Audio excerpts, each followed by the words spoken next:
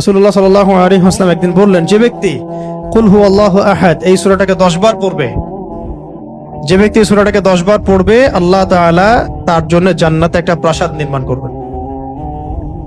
তো এই কথাটা শুনে ওমর রাদিয়াল্লাহু আনহু বললেন, ওমর ইবনে খাত্তাব তিনি বললেন যে তাহলে তো আমরা অনেক প্রাসাদের অধিকারী হয়ে যাব ইয়া রাসূলুল্লাহ। তার উদ্দেশ্য ছিল এটা, যদি আমি 20 বার পড়ি ইয়া রাসূলুল্লাহ, তাহলে নবীজি বললেন তাহলে দুইটা প্রাসাদ, যদি 30 বার পড়ি তা 3টা প্রাসাদ। তো ইয়া রাসূলুল্লাহ তাহলে তো আমরা অনেক প্রাসাদের অধিকারী হয়ে যাব।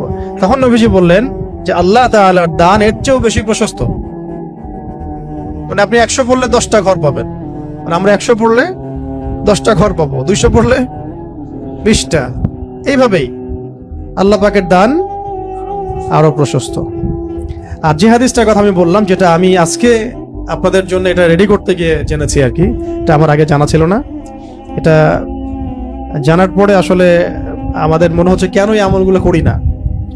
এত সময় দেখা যায় যে অনেক সময় অনলাইনে বসে থাকছি, তাই না? অনেক সময় এমনি বসে আছি জিকির ছাড়া, গাড়িতে যাওয়া আসা হচ্ছে, ওই সময় বসে আছি, কোনো কাজ নাই, এমন অনেক সময় হয় না?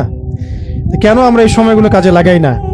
এই লাস্ট হাদিস, একজন সাহাবী ছিলেন যার নাম মুয়াবিয়া ইবনে মুয়াবিয়া বিন মুয়াবিয়া আল মুজানি রাদিয়াল্লাহু তাআলা আনহু। তিনি ইন্তেকাল করেছিলেন এবং নবী সাল্লাল্লাহু আলাইহি ওয়াসাল্লামের তিনি সাহাবীদেরকে নিয়ে জানাজার নামাজ পড়া হলো।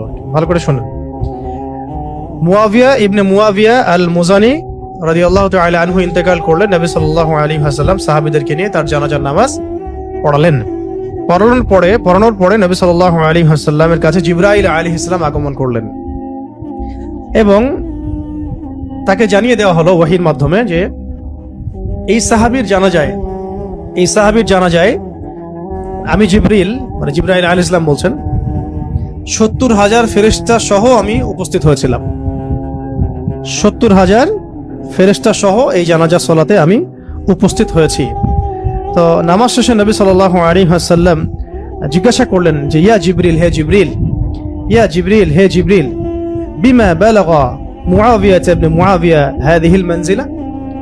এই সাহাবীর মুআবিয়া ইবনে মুআবিয়া রাদিয়াল্লাহু তাআলা আনহুর কোন কারণে এই মঞ্জিলে তাকে পৌঁছে দেওয়া হলো? কোন কারণে তাকে এই মঞ্জিলে পৌঁছে দেওয়া হলো, মানে এত উঁচু মাকাম দেওয়া হলো?